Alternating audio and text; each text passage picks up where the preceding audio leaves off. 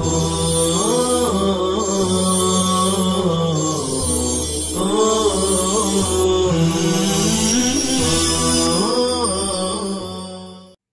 اللہ الرحمن الرحیم۔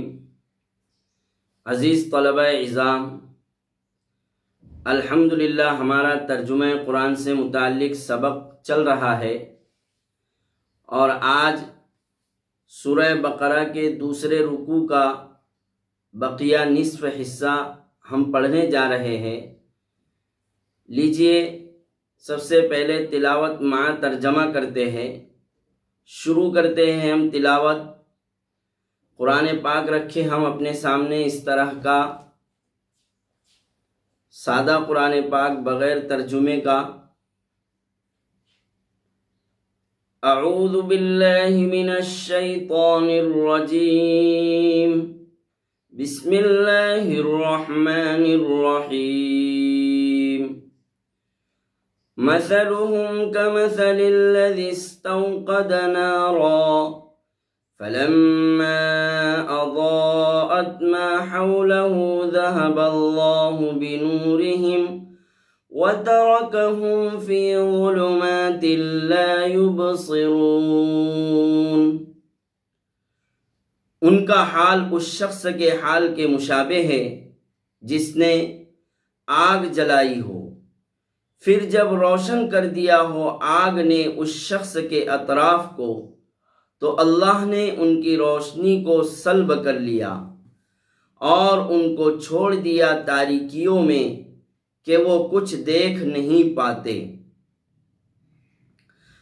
صم بکم عمی فہم لا یرجعون۔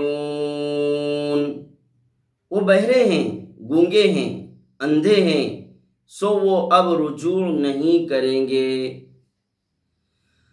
او کصیب من السماء فیہ ظلمات ورعد وبرق یجعلون اصابعهم فی آذانهم من الصواعق حذر الموت واللہ محیط بالکافرین۔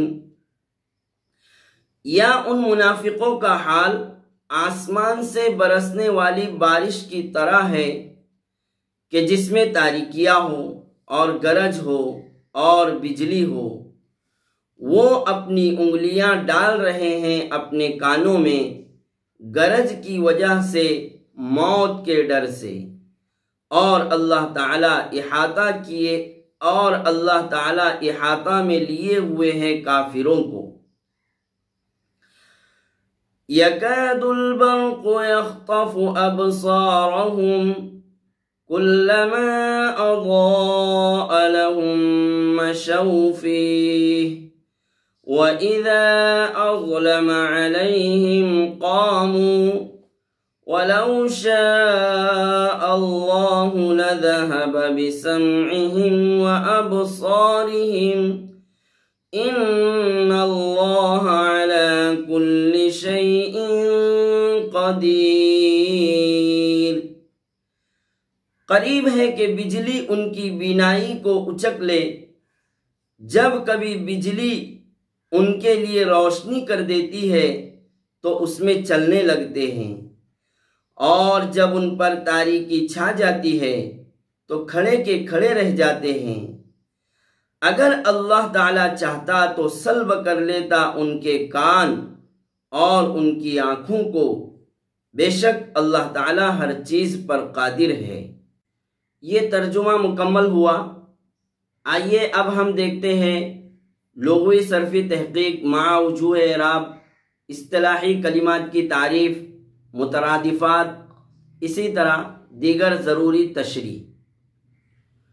تو سب سے پہلا لفظ ہے آج کے رکوع میں مثل۔ مثل کا معنی ہے مثال، نظیر، کہاوت، جمع امثال آتی ہے۔ اسی کے مترادف مثل آتا ہے۔ مثل کا معنی ہوتا ہے مانند، طرح، مشابہ، اس کی جمع بھی امثال آتی ہے۔ دوسرا لفظ ہے استوقد. استوقد فعل ماضی صیغہ واحد مذکر غائب باب استفعال سے ہے. باب استفعال سے استیقادن مصدر ہے. استیقادن مصدر کی اصل تھی استوقادن. واو ما قبل مکسور، کسرے کی مناسبت سے واو کو یا سے بدل دیا، استیقاد ہو گیا. نارا، نارا مفعول بھی واقع ہے. نار کی جمع نیران آتی ہے. اضاءت، اضاءت فعل ماضی معروف باب افعال سے صیغہ واحد مؤنث غائب مصدر اضاءتن ہے. اضاءت یہ فعل لازم اور متعدی دونوں طرح استعمال ہوتا ہے. لازم اور متعدی دونوں طرح استعمال ہوتا ہے. اضاءت ما حولہ، ما حولہ کی ذرا ہم ترکیبی حیثیت دیکھ لیتے ہیں.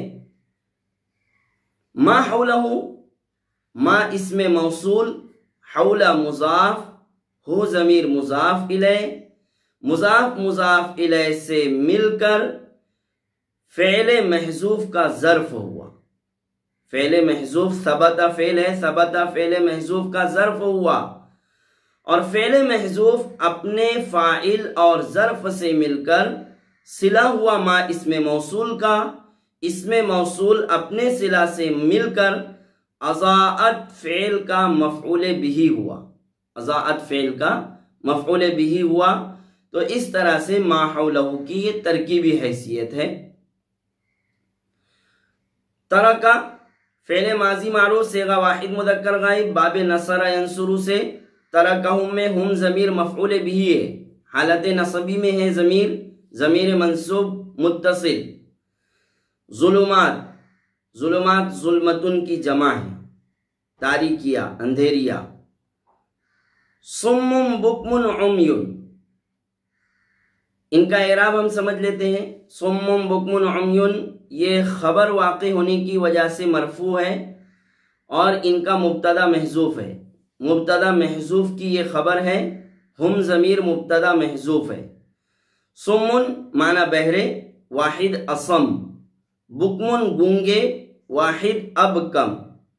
عمیٌ اس کا واحد اعمی، اندھے معنی ہوتا ہے اعمی واحد. او کصیب من السماء، او کصیب میں او حرف عطف ہے اور او کصیب کا عطف ما قبل میں کمثلی پر ہے، کمثلی پر عطف ہے اس کا. سیب، سیب معنی بارش، اور سیب کے اصطلاحی وضاحت میں چند اقوال آئے ہیں. سیب یا تو سخت گرجدار بادل کو بھی کہتے ہیں، سخت گرجدار بادل، یا زوردار بارش کو بھی کہتے ہیں، زوردار بارش کو بھی کہتے ہیں، یا کوئی سا بھی بارش والا بادل، بارش والا بادل اس کو بھی سیب کہتے ہیں. سیب کی اصل کیا ہے؟ سیب اس کی اصل سیوبن ہے، سیوبن، جیسے سید کی اصل سیودن آتی ہے. واو اور یا جمع ہوئے، سیوبن میں واو اور یا جمع ہو گئے، ان میں سے پہلا ساکن ہے یعنی یا ساکن ہے، لہذا واو کو یا سے بدل کر یا کا یا میں ادغام کر دیا، یا کا یا میں ادغام کر دیا، سیبن ہو گیا. اور سیبن کا مادہ ہے سو. اگلا لفظ ہے رعد. رعد بمعنی گرج، رعد السحاب آتا ہے، رعد السحاب. رعد یرعد رعدن باب فتح یفتح سے. اکثر علماء کی رائے یہ ہے کہ رعد ایک فرشتے کا نام ہے جو بادل کو ہانکتا ہے. رعد ایک فرشتے کا نام ہے جو بادل کو ہانکتا ہے. تفسیر مظہری میں اس کی وضاحت اس طرح آئی ہے. برق، برق معنی بجلی، جمع بروق آتی ہے، جمع بروق آتی ہے. یجعلون فعل مضارع صیغہ جمع مذکر غائب باب فتح سے ہے. اصابع، اصابع یجعلون اصابعہم، اصابع حالت نصبی میں ہے، یجعلون کا مفعول بھی واقع ہے، معنی انگلیاں. اصابع کا واحد اصبعن آتا ہے. आदान वाहिद, उद्न वाहिद उद्न, सवाइक कड़क, वाहिद साइक़तुन वाहिद साइक़तुन, मिनस सवाइक़ हदर अल मौत, हदर मस्दर है बाब समिया यस्माउ का, बाब समिया यस्माउ का मस्दर है, और हदरा ये मफ़ऊल लहू होने की वजह से मंसूब है, हालत नसबी में है इसलिए कि मफ़ऊल लहू वाक़े है। मुहीत इसमें फ़ाइल, मस्दर इहाततुन आता है। यख्तफु फ़ेल मुज़ारे मारूफ, सिगा वाहिद मुज़क्कर गाइब, बाब समिया यस्माउ से माद्दा खतफुन आएगा, मस्दर खतफुन। अज़लमा फ़ेल माजी सिगा वाहिद मुज़क्कर गाइब। इन्नल्लाह अला कुल्लि शैइन कदीर, आखिरी जुमला कदीर कुदरतुन से मुश्तक़ है, सिफ़त मुशब्बा है, सिफ़त मुशब्बा है। तो ये लुगात मुकम्मल हुई। लुगात के बाद हम चंद मुतरादिफ कलिमात इस मुकम्मल रुकू में देख लेते हैं। शुरू रुकू में आया था मुस्लिहून, मुस्लिहून ये सलाहुन से बना है। सलाह और फलाह दो मुतरादिफ कलिमात हैं। सलाह की तारीफ, सलाह और फलाह में ये फ़र्क आया है कि अस्सलाहु मा यतमक्कनु बिही अल खैर, अस्सलाहु मा यतमक्कनु बिही अल खैर, और फलाह अल फलाहु नैलुल खैरि वन नफ़इ, नैलुल खैरि वन नफ़इ, कि सलाह जिसके ज़रिए आदमी खैर पर कादिर हो, और फलाह खैर भलाई और नफ़ा को हासिल करना। एक लफ्ज़ आया वलाकिन ला यअलमून, यअलमून इल्मुन से मुश्तक़ है। इल्म और रुयत में क्या फ़र्क है? इल्म और रुयत, अर्रुयत ला तकूनु इल्ला लिमौजूदिन, अल इल्मु यतनावलुल मौजूद वल मादूमा, अर्रुयत ला तकूनु इल्ला लिमौजूदिन, अल इल्मु यतनावलुल मौजूदा वल मादूमा, कि रुयत मौजूदा और हाजिर चीज़ की होती है, और इल्म मौजूद और मादूम हर चीज़ को शामिल है। उसके बाद लफ्ज़ आया अल बसर, अबसारिहिम में अबसार, बसर और ऐन, बसर और ऐन दो मुतरादिफ कलिमात हैं। इन्नल ऐना आलतुल बसर, इन्नल ऐना आलतुल बसर, ऐन कहते हैं देखने के आले को यानी आँख को, और बसर इस्मुन लिर्रुया, इस्मुन लिर्रुया देखने का नाम बसर है। तो बहरहाल इस तरह से ये मुतरादिफ कलिमात के दरमियान आपको मानवी फ़र्क बतला दिया गया है। अब हम मुख्तसर में इस मुकम्मल रुकू का खुलासा देख लेते हैं आयत दर आयत।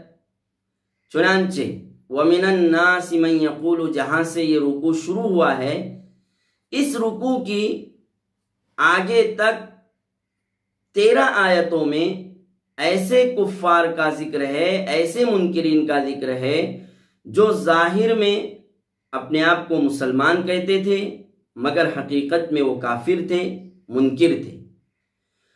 कुरान करीम में ऐसे मुनकिरीन और कुफ्फार का नाम मुनाफिकीन रखा गया है, मुनाफिकीन, और इन मुनाफिकीन का अजाब दूसरे कुफ्फार के मुकाबले में, दूसरे मुनकिरीन के मुकाबले में अल्लाह ताला ने बड़ा सख्त बयान फरमाया है।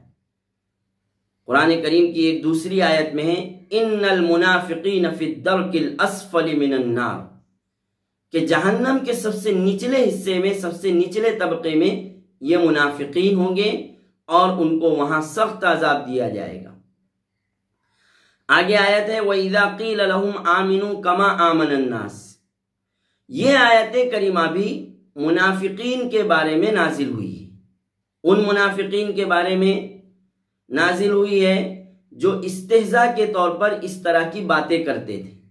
जब उनसे कबूल ईमान के लिए कहा जाता तो इस्तेहज़ा और तौहीन के तौर पर अनुमिनु कमा आमन सुफहा, इस तरह की वो बातें करते थे। کہ کیا ہم ایمان لائے جیسا کہ یہ بیوقوف لوگ ایمان لائے ہیں؟ لہذا اللہ تعالیٰ نے ان کے ان استہزائیہ جملوں سے اور ان باتوں سے آپ صلی اللہ علیہ وسلم کو اور صحابہ کرام کو آگاہ فرما دیا۔ اگلی آیت ہے وَإِذَا لَقُوا الَّذِينَ آمَنُوا۔ یہ آیت کریمہ حضرت عبداللہ ابن عباس کے قول کے مطابق 5 یہودیوں کے بارے میں نازل ہوئی۔ 5 یہودیوں کے بارے میں، ان یہودیوں کے نام میں ایک نام ہے کعب بن اشرف، دوسرا نام ہے ابو بردہ، تیسرا نام ہے عبد الدار، اور چوتھا نام ہے عوف بن عامر، اور 5واں نام ہے عبداللہ بن السودا۔ یہ 5 یہودی اس آیت میں مراد ہے جن کو شیاطین اور ان کے خبیث سرداروں سے تعبیر کیا ہے قرآن پاک نے۔ اگلی آیت آ رہی ہے مثلہم کمثل الذی استوقد نارا۔ یہ آیت حضرت عبداللہ ابن مسعود رضی اللہ تعالیٰ عنہ فرماتے ہیں کہ یہ آیت کریمہ جن لوگوں کے بارے میں نازل ہوئی ہے ان کا بیان اس طرح ہے کہ آپ صلی اللہ علیہ وسلم جب مدینہ منورہ تشریف لائے ہجرت فرما کر، تو اس موقع پر کچھ لوگ بظاہر مسلمان ہوئے اور کچھ وقفے کے بعد پھر وہ ایمان سے پھر گئے، منافقت انہوں نے اختیار کر لیا۔ تو ان کا حال اور ان کی مثال اس آیت کریمہ میں بیان کی گئی ہے، جس کو آپ سمجھ سکتے ہیں ترجمہ دیکھ کر، تشریح کی اس میں ضرورت نہیں ہے، مثال کی وضاحت کی۔ اس کے بعد آیت ہے او کصیب من السماء۔ یہ مثال بھی منافقین ہی کے متعلق ہے، منافقین ہی کی مثال اس آیت کریمہ بھی میں بیان کی گئی ہے، لیکن پہلی آیت مثلہم کمثل الذی استوقد نارا اور دوسری آیت او کصیب من السماء، منافقین کے 2 الگ الگ گروہ کے بارے میں یہ نازل ہوئی ہے۔ دوسری جو آیت ہے او کصیب من السماء، یہ مثال منافقین کے دوسرے گروہ کے بارے میں نازل ہوئی ہے، اس گروہ کے بارے میں جو کبھی اپنا مسلمان ہونا ظاہر کرتے تو کبھی اپنا نفاق ظاہر کرتے، دونوں طرف چلتے۔ اور پہلی آیت تو ان منافقین کے بارے میں کہ جن کے بارے میں قرآن کریم نے فرما دیا فہم لا یرجعون، کہ اب وہ لوٹ نہیں سکیں گے، اب وہ رجوع نہیں کر سکیں گے۔ تو اس طرح سے یہ مختصر سا خلاصہ آپ طلبہ کی خدمت میں پیش کیا گیا ہے۔ آپ طلبہ اور سامعین قرآن کریم کے ترجمے پر خاص طور سے توجہ فرمائیں، خاص طور سے کلمات کی لغوی صرفی تحقیق، وجوہ اعراب، اسی طرح اصطلاحی تعریفات، اس پر خاص طور سے توجہ دی جائے اور اہتمام سے اسے یاد کریں، اپنی کاپی میں بھی ضروری باتیں نوٹ کریں۔ اللہ تعالی ہمیں عمل کی توفیق نصیب فرمائے۔ سبحان اللہ و بحمدہ، سبحان اللہ العظیم۔